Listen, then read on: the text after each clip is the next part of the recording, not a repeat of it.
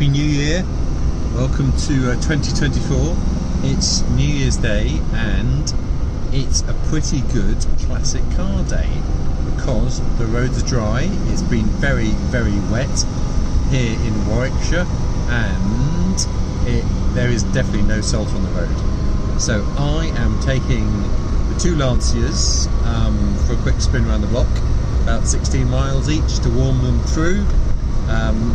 Just because it makes the garage smell nicer, and after Sunday lunch I can pop into the garage and it smells like the cars have been used, which is great. So I'm in the Fulvia at the moment, just setting off. Things are cold, choke is still on. That's about it, but I'm going to do a quick fleet introduction for you all today. So I'm going to show you the Fulvia, the Flavia, the MX5, the Lupo, the Range Rover, and I think that's it, or maybe the Goldwing, because that's the only motorbike I'm using on the road at the moment. I've got a few other motorbikes, but that's for another day. Anyway, I'll show you a bit of the Flavia whilst I'm driving in it. Some of you may know what a Flavia is. Many of you will have no idea at all. So here's a quick intro. So that's what the driving experience looks like. Nothing too groundbreaking. The red light is the choke, which I can now turn off. What have we got? Rather cool Italian gauges, amps, half a tank of fuel,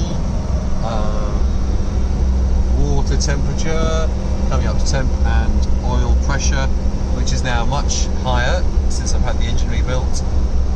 Very functional but stylish temperature controls, and in case you forget what you're driving in, there's a big label here, Flavia. Down below, completely unlabelled knobs and switches, key in the middle, lights to the left, heated rear windscreen to the left of that, ashtray and cigarette lighter. To the right of the key, windscreen wipers, and the only thing that doesn't work on this car is the vacuum based windscreen washers, which is the right hand button, which is completely seized. On this particular car it's still got the plastic door covers on from the factory, and it's got optional leather seats. Hold on, I've got to change gear. One of the great things about this car is it's got a 4-speed box, a flat 4 engine, 1815cc, and it can handle very low speeds in like 3rd gear. So we're doing 45 kilometers an hour, obviously 30 miles an hour through this lovely village of Loxley. Look, you see, proper Land Rover country this is. So yeah, it's great cruising 4-seater. So let me show you the back. Right, let's carry on. This particular car I drove back with my wife and son from Genoa last year, 2022. It then had an engine rebuild. Was it 22 or was it earlier this year? Oh, I forget. Anyway, had an engine rebuild, new rear leaf springs, as those were a bit knackered. But apart from that, it's lovely to drive.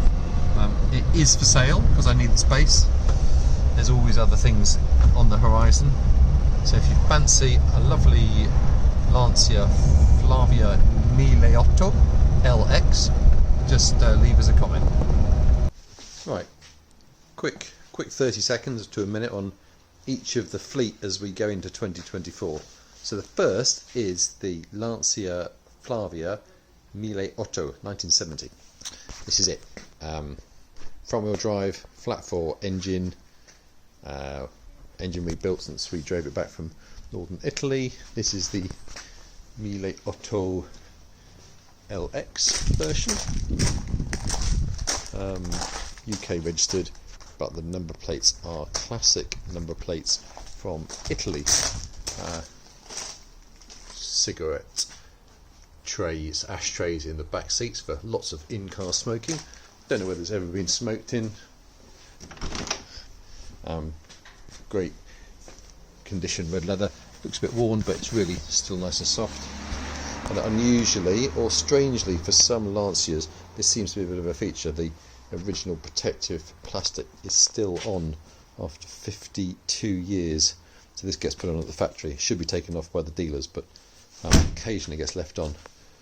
Car's been repainted about 20 years ago.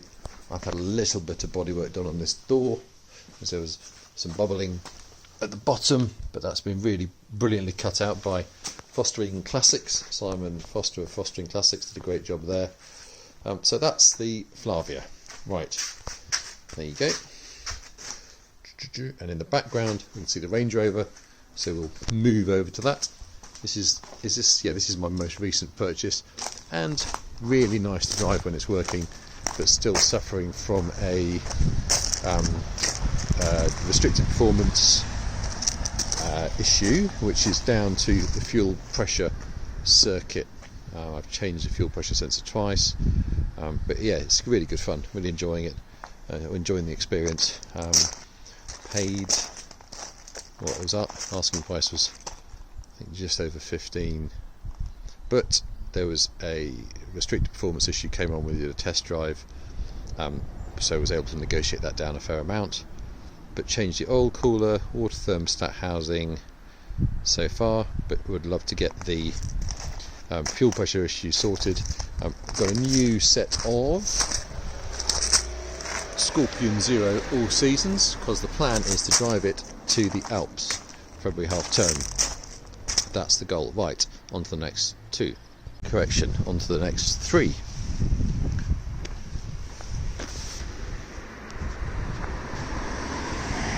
So this is the rest of the classic fleet.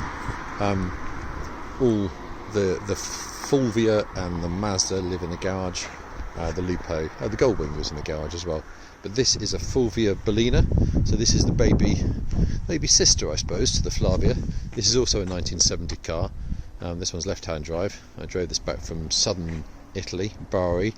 V4 engine, same as the Fulvia Coupe.